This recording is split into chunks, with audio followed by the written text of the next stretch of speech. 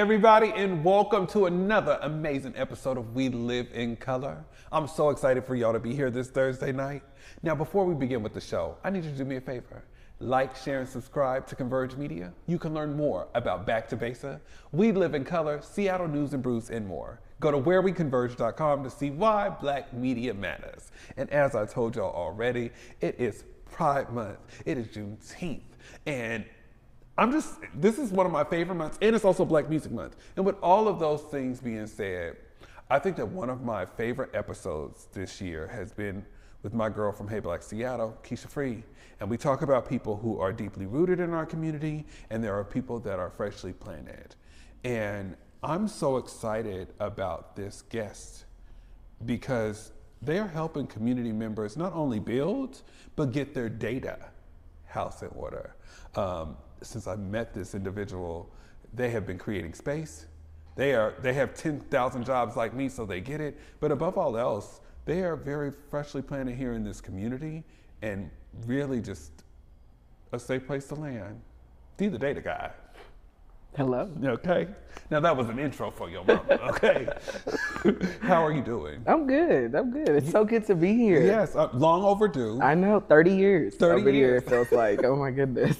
You know, I'm so excited for you to be here in the studio.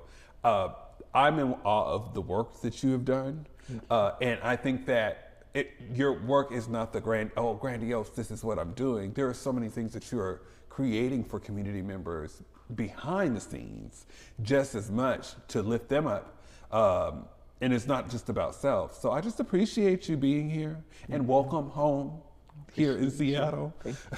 Thank you. And I wanted to know, before we get into the data, because we're gonna be unpacking a lot, how did you tell us the story of Dee the Data Guy? Where are you from? Oh my goodness, the story, the journey, who I am. So I like to say I come from the cornfields. So I'm originally from Evansville, Indiana. I made my way here post-college with corporate, right? So I actually interned with Amazon Web Services, accepted the full-time offer, was part of the corporate community for some time, right? And oftentimes you get in there and it's quite siloed, right? The same people that I would see in corporate are not the same people that I see in community, believe it or not. Oftentimes that's the case. And so I loved what I was doing at corporate. I was able to build my skills, get a lot of knowledge around the importance of data, the importance of AI before it was a household name. Mm-hmm. I worked with startups, right, that was spending $250 a month on the cloud to multi-million-dollar and billion-dollar strategic ISVs, and those are software companies. Okay, so, I was gonna say, what is yeah. Software companies, DocuSign, Lacework, HashiCorp, Tanium, all of those that were spending more than $250,000 a month on the cloud. And in all of that, whether you were small or big, it was the same. How do we build your modern data strategy? Mm-hmm. So everything from how you're bringing your data in, to how you're storing your data, how you're processing that, and how you're visualizing it. And so that doesn't change whether or not you're a small or a big company. And so I was blessed to launch a program with AWS as well, the Minority Partner Initiative. I was working with Tiffany Johnson with the Black Business Accelerator and Denise Quasi. A lot of people get to Amazon and they're like, oh, they drained me, or oh, it was so bad. But my time at AWS was actually really good. And I gained a lot of skills and was developed there, but it was my time to go. Whenever I looked and I was like, okay, I was bringing Amazon about $127 million a year. Say what now? $127 million a year. Okay. And I was seeing about 130K of that.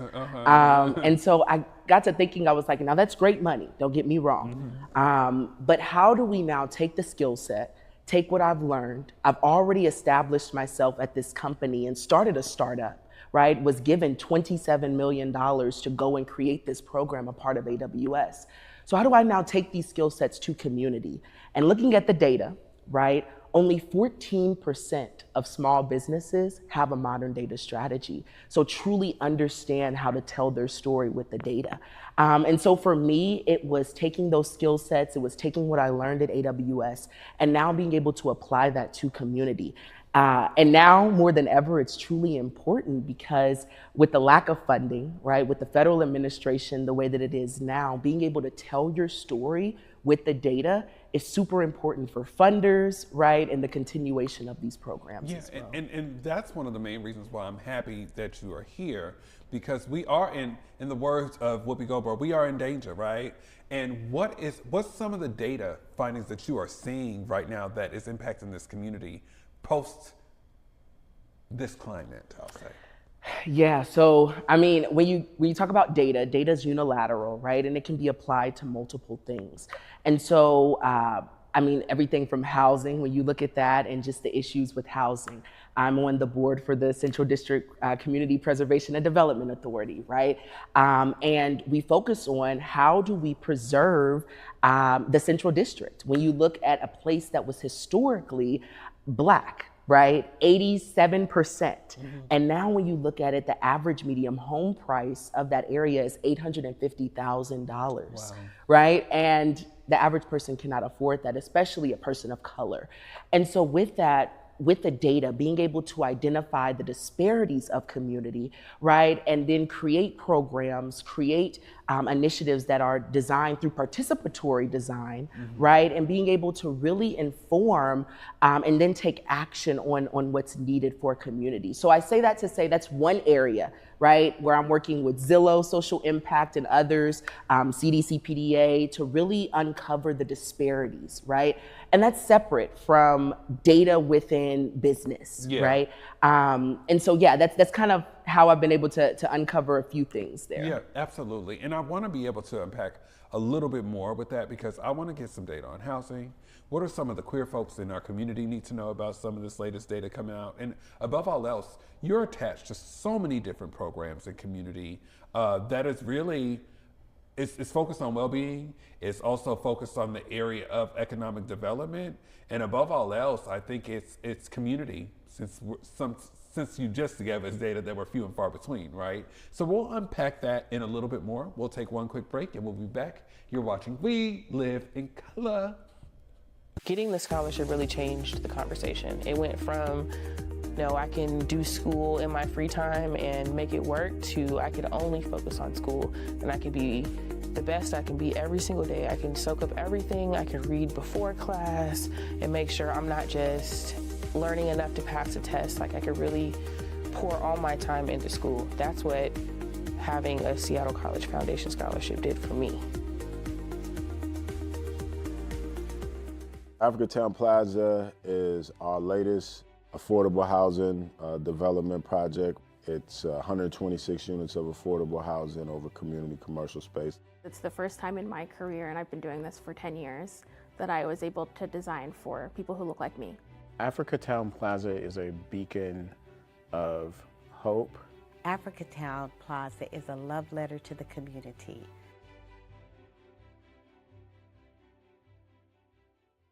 Black caregivers, entrepreneurs, and elders, this one's for you. Queen Care is offering complimentary self-care services to those who give so much to their communities. Take a moment to restore, recharge, and be cared for with free wellness treatments at the Spa House by Queen Care. Spots are limited, so don't wait.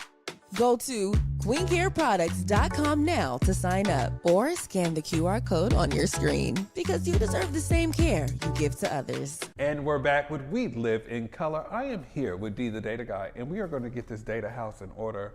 And we were talking during the break, and as I told you, and as community knows as well, small businesses mean a lot to our Black small businesses, and Black business means a lot for us community members here, especially here in Converge. And one of the things we want to do is make sure people have their data house in order to sustain and build their branding in the areas of their business. What's some of the tips and tools that we could be able to use in that space?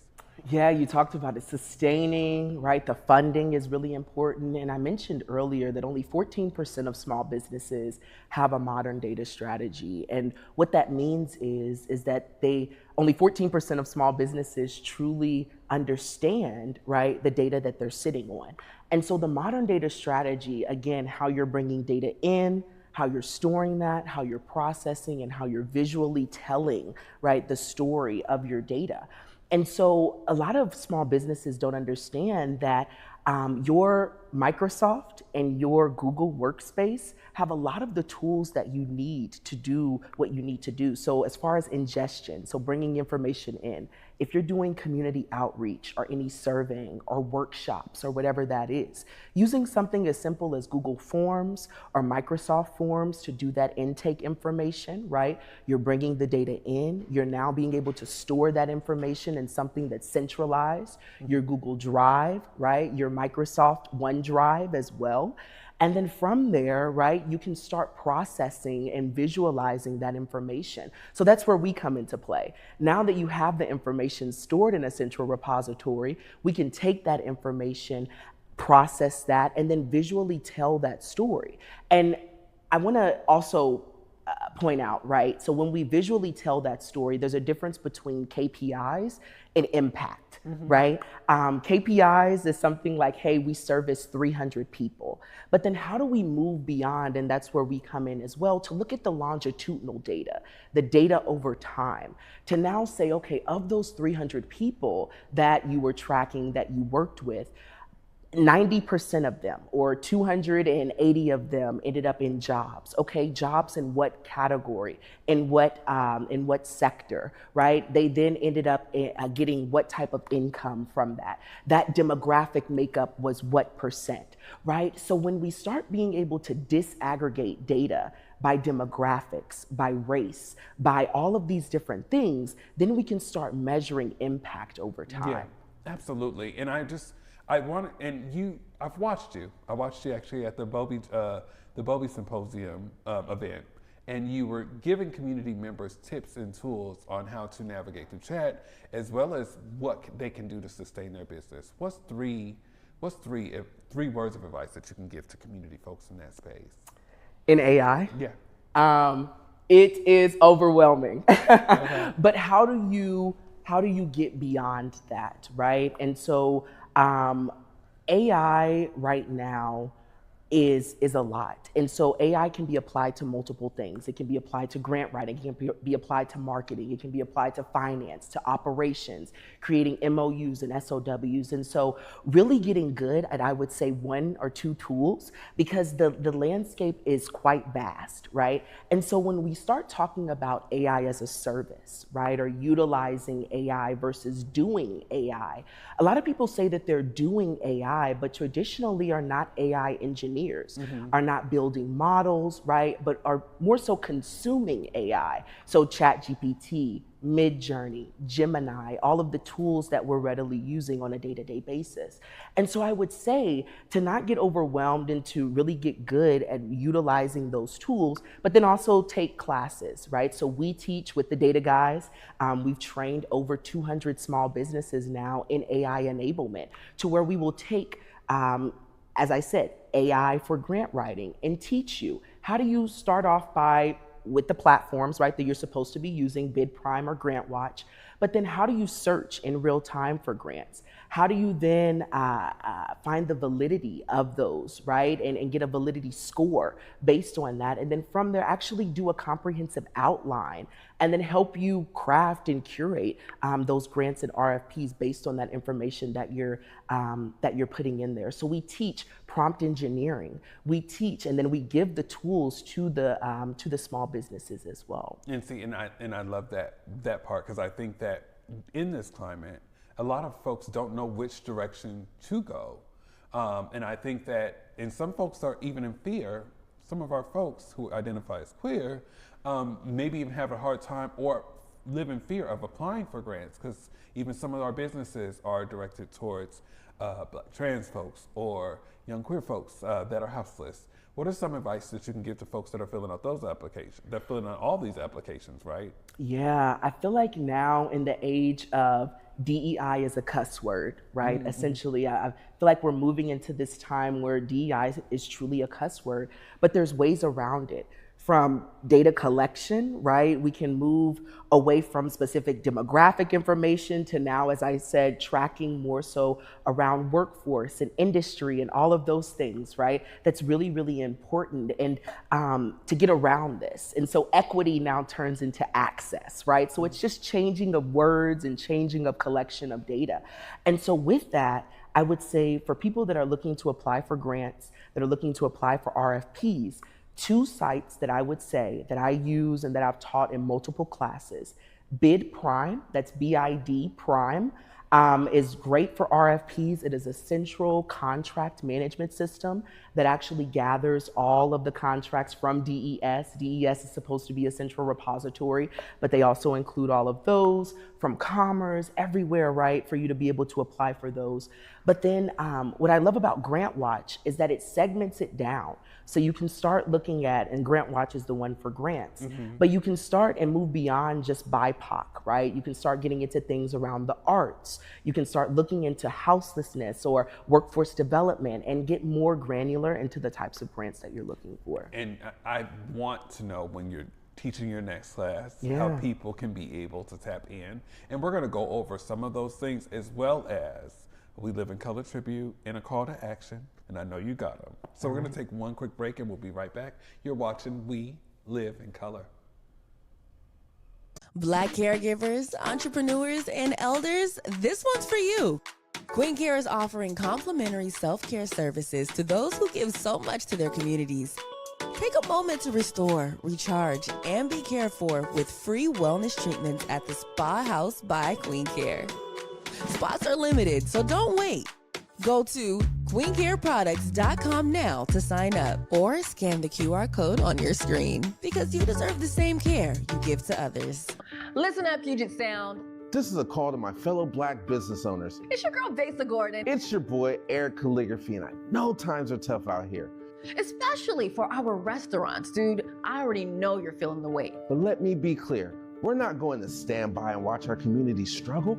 Here at Back to Base and Converge Media, we know Black businesses are the heartbeat of our community. You bring the culture, the flavor, and the soul, and we need you to keep on thriving. We need you. So that's why we're opening our platforms to you. Whether it's telling your story, shining a light on your challenges, grabbing resources for you to know about. Dude, we even want to help bring more customers through your doors. Man, we got you. Are you a restaurant owner trying to keep your lights on? A new business fighting to make your mark? Whatever your story, we want to hear it and help. In order to make that happen, we need for you to head on over to whereweconverge.com/support Black business and let us know what's happening. Let Back to Besa and Converge Media amplify your voice and help drive traffic to your business. Man, don't wait. Converge Media is here to uplift Black business in the Puget Sound. So man, make sure you visit whereweconverge.com/support Black business and let's rise together. Come celebrate Juneteenth, a road to economic freedom with us in Tacoma, Washington at Stewart Heights Park on June 19th. It's one big happy family reunion that you don't want to miss. Join us as we bring singing powerhouse Crystal Aiken and the legendary gospel superstar himself, Fred Hammond. But that's not all. We're bringing back the old school with everyone's favorite Soul for Real. And there's so much more. June 19th in Tacoma. For more information, visit juneteenthwa.com. And welcome back to We Live in Color. Be the data guy. You've been dropping some gems today, and I really appreciate it. This is the part of our show, though, where we do the We Live in Color tribute. Who is someone that has helped you live in color? I had to ponder on this question just a little bit because I'm going to be completely honest with you, right? I'm not officially out to my family, right? They don't know, they have their assumptions, right? Much like people in community may have their assumptions, but it's never been a question, right? I have been able to move in community. I have been able to make space in community without ever being judged. Sorry. No, it's getting a little bit emotional. It's okay.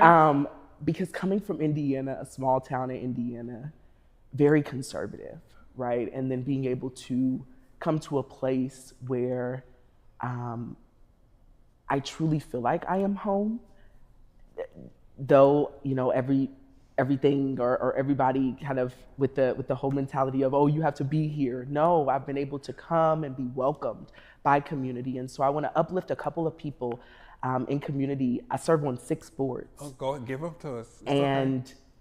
In those boards, I've been able to, you know, do a lot. But there's a couple people that I want to highlight. Sade Moore is one Black woman that has allowed me to step into positions, take on positions, and always made a way. Never questioned who I was. I worked with her at Amazon and then now in community as well. Another one is Jennifer Ness Frank.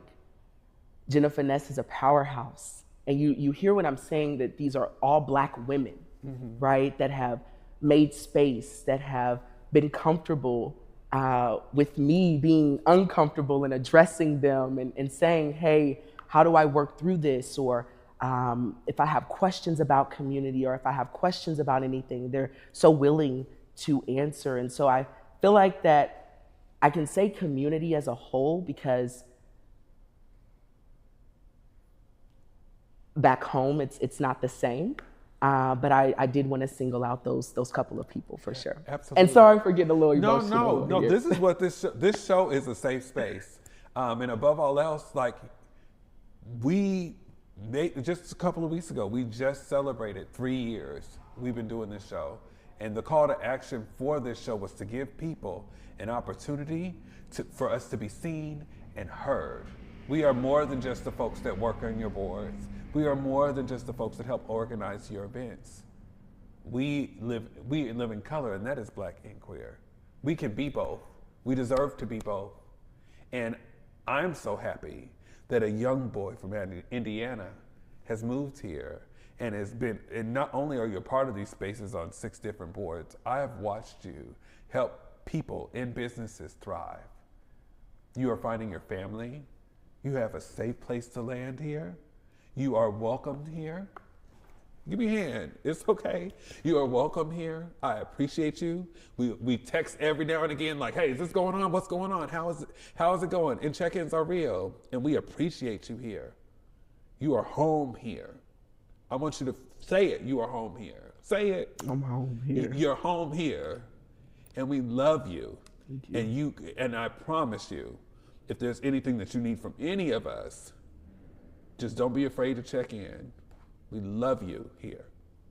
Appreciate you. So I need you to do me a favor though, because you do got a business, right? Got a business. You got a business. Give myself together. But you got it. But it's okay. I want people to be able to tap in because our businesses are in trouble. Our nonprofits are in trouble. So applying for jobs now will get even more complicated. And I think that they also need your expertise to be able to be led and walking alongside while being led. And you can be able to help that. You are a problem solver. So if you can do me a favor and just look in this camera and let people know where they can be able to find you. Yeah.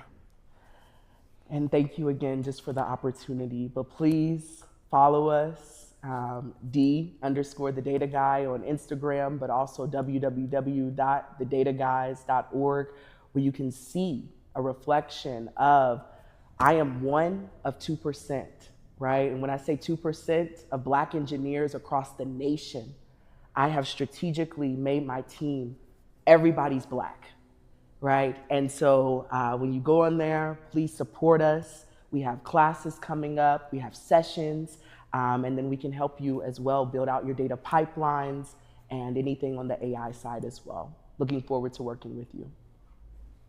I appreciate you. Thank you. Thank you so much for coming to the Black Media Matters studio today. Thank you so much just for your vulnerability. Vulnerability is our superpower. We shall not feel shamed with owning our truths. And thank you for helping some of our businesses and our boards thrive.